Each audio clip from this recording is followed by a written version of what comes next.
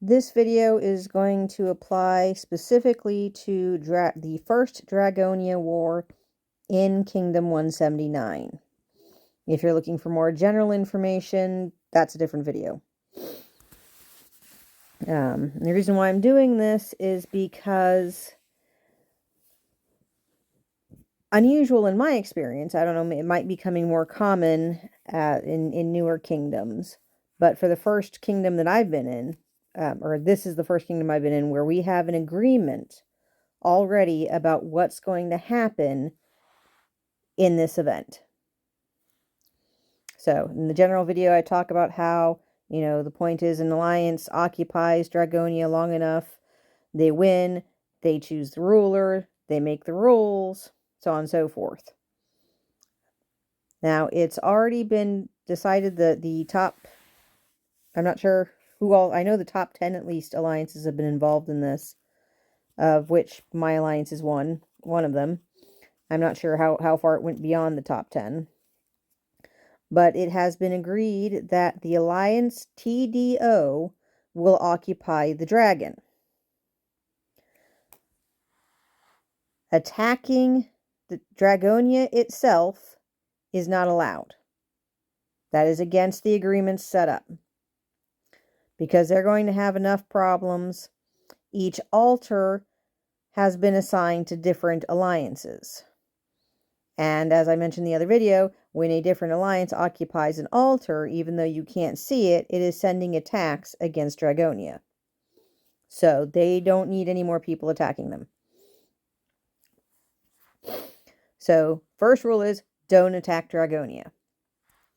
Second rule is don't attack other castles. Even if they're parked on the black, which is this area outside, you can't actually park in Dragonia territory itself. You can park in the cursed lands, what is more commonly called the black lands. And for this first Dragonia, at least, supposedly you won't be attacked there. If anyone attacks a castle, they will get punished. The third thing to know is that we are trying to figure out ways for people to get the various points available in this event. So now, of course, the casualty, and I've never been part of this, so if I say anything wrong, I apologize, and hopefully somebody more experienced will see this video and correct me if need be. I believe that there are casualty points for having your troops wounded or killed. And that will happen no matter what, whether you're attacking a location or occupying it and defending. I believe that any attacks on resource spots as well are going to be against the rules. I don't think it was actually spelled out, but I'm assuming the only valid targets are going to be the altars. These 4 altars on the corners. And then when it comes to attacking the altars, you cannot use anything other than a catapult. And they have to be T3 or lower. People who are more experienced in this event have said that T1s, it used to be T1s. Usually in other kingdoms, they would specify T1 catapults only, and usually a limit to the number of them. And no heroes. But somebody said that there's been a change, and now T1s may not actually get attacking points for attacking. So the consensus was, okay, we'll go ahead and allow up to T3. If you don't have T3 catapults, it's very easy. You go to your siege factory and you move the slider bar back until T3s are selected. And if you're not training other troops, then you can train up a bunch of T3. And that's taking me away from the dragon. I'm going to have to go back there now. So, you can use T3s, T3 catapults with no heroes to attack altars to get attacking points. And that is the only attacks allowed. Now, when it comes to occupation points, as I mentioned, there's going to be a rotation. This shield is going to drop in 3 days, 3 hours, and 20 seconds. 3 days, 3 hours, and 20 minutes from the time of me recording this. When it does, 4 different alliances are going to take these altars. And they get to hold them for 4.5 hours to get occupation points. When 4.5 hours after the event starts, they are supposed to leave the altars, and then other alliances will take their places. And then 9 hours after the event starts, those alliances will leave the altars, and even more alliances will take hold of them for the last 3 hours.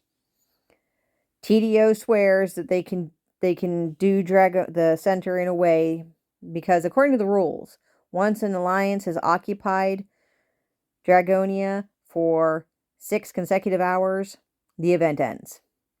TDO says that they know how to reset it. I don't know. I'm hoping they're going to ask KBC to come in and take it for 2 minutes or something and then give it up. Because otherwise I don't see how they can reset that timer. They swear they can make the event last 12 hours. So that's the split. Now, my alliance, NS2, has been given the slot of the Western altar for the second time period. So the event's going to start. I'm actually going to be asleep when the event starts because that's 3 in the morning for me. Other people who live in other places of the world don't have this problem.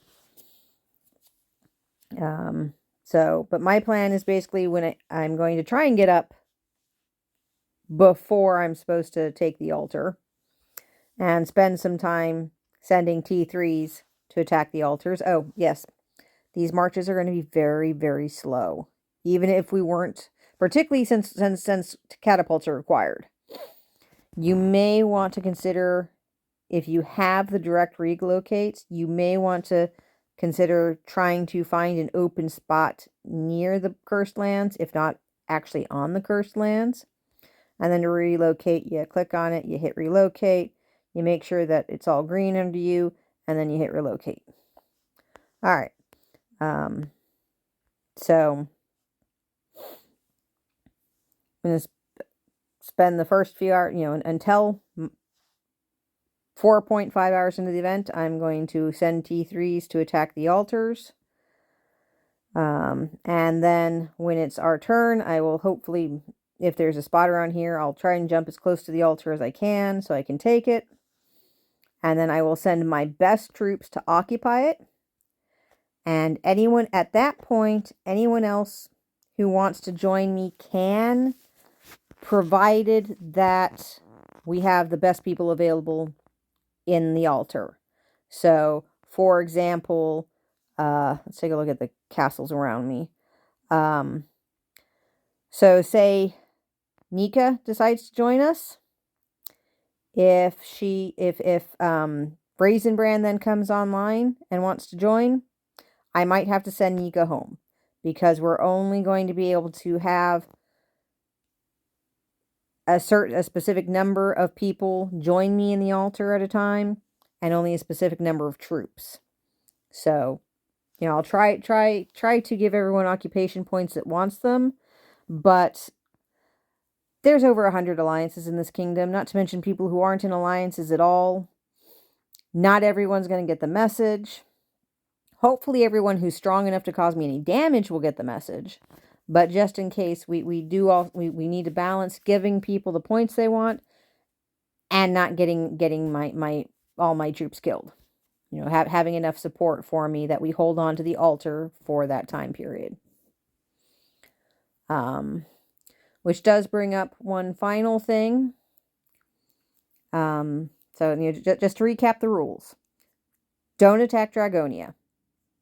Don't attack anything except the altars. You can attack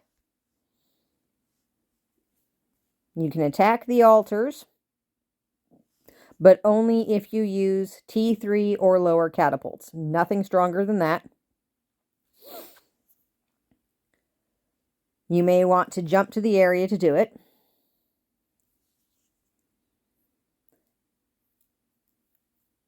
And then be prepared after Dragonia ends. When there's a new ruler, it is common for them to start a kingdom-wide boost called Fast Comeback.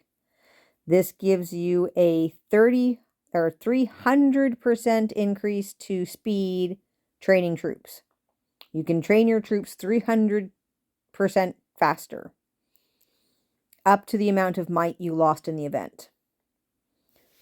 So, it's kind of weird to say, but try and get your troops killed.